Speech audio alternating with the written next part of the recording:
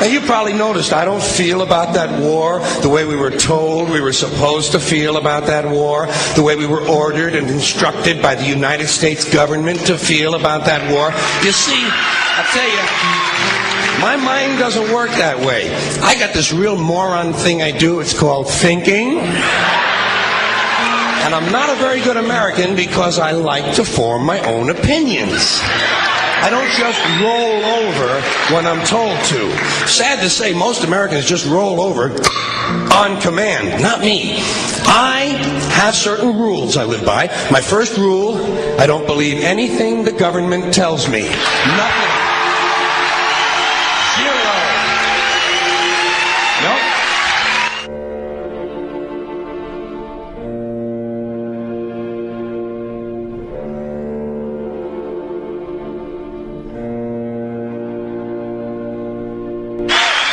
And I don't take very seriously the media or the press in this country, who in the case of the Persian Gulf War were nothing more than unpaid employees of the Department of Defense, and who most of the time function as kind of an unofficial public relations agency for the United States government. So I don't listen to them. I don't really believe in my country. And I gotta tell you folks, I don't get all choked up about yellow ribbons and American flags. Now, to balance the scale, I'd like to talk about some things that bring us together. Things that point out our similarities instead of our differences. Because that's all you ever hear about in this country is our differences. That's all the media and the politicians are ever talking about, the things that separate us, things that make us different from one another. That's the way the ruling class operates in any society. They try to divide the rest of the people. They keep the lower and the middle classes fighting with each other so that they, the rich, can run off with all the fucking money. Fairly simple thing, happens to work.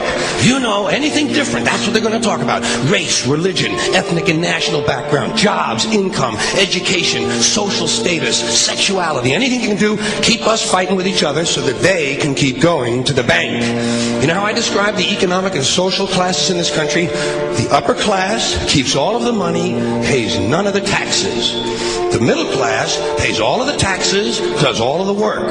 The poor are there just to scare the shit out of the middle class. Keep them showing up at those jobs. Politicians know that word. They use it on you. Politicians have traditionally hidden behind three things: the flag, the Bible, and children. No child left behind. No child left behind. Oh, really? Well, it wasn't long ago you were talking about giving kids a head start. Head start? Left behind? Someone's losing fucking ground here.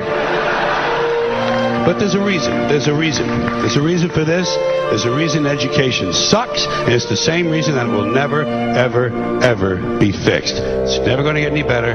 Don't look for it. Be happy with what you got. Because the owners of this country don't want that. I'm talking about the real owners now.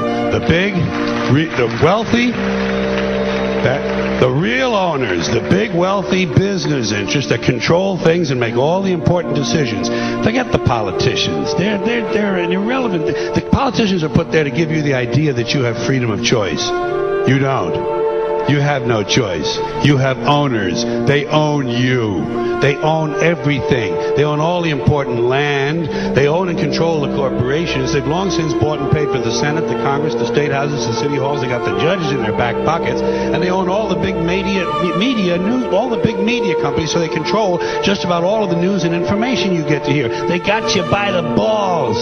They spend billions of dollars every year lobbying to get what they want. Well, we know what they want. They want more for themselves and less for everybody else. But I'll tell you what they don't want. They don't want a population of citizens capable of critical thinking. They don't want well-informed, well-educated people capable of critical thinking. They're not interested in that. That doesn't help them. That's against their interest. That's right. You know something? They don't want people who are smart enough to sit around the kitchen table and figure out how badly they're getting fucked by a system that threw them overboard 30 fucking years ago. They don't want that. You know what they want? They want obedient workers. Obedient workers. People who are just smart enough to run the machines and do the paperwork, and just dumb enough to passively accept all these increasingly shittier jobs with the lower pay, the longer hours, the reduced benefits, the end of overtime, and the vanishing pension that disappears the minute you go to collect it. And now they're coming for your Social Security money. They want your fucking retirement money. They want it back. so they can give it to their criminal friends on Wall Street. And you know something? They'll get it. They'll get it all from you sooner or later, because they own this fucking place. It's a big club, and you ain't in it. You and I are not in the big club.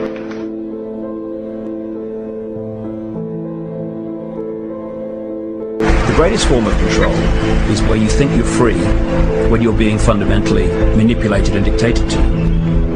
One form of dictatorship is being in a prison cell and you can see the bars and touch them. The other one is sitting in a prison cell but you can't see the bar, you think you're free. What the human race is suffering from is mass hypnosis. We are being hypnotized by people like this. Newsreaders, politicians, teachers, lecturers. We are in a country and in a world that is being run by unbelievably sick people. The chasm between what we're told is going on and what is really going on is absolutely enormous. The greatest hypnotist on planet Earth is a oblong box in the corner of the room. It is constantly telling us what to believe is real.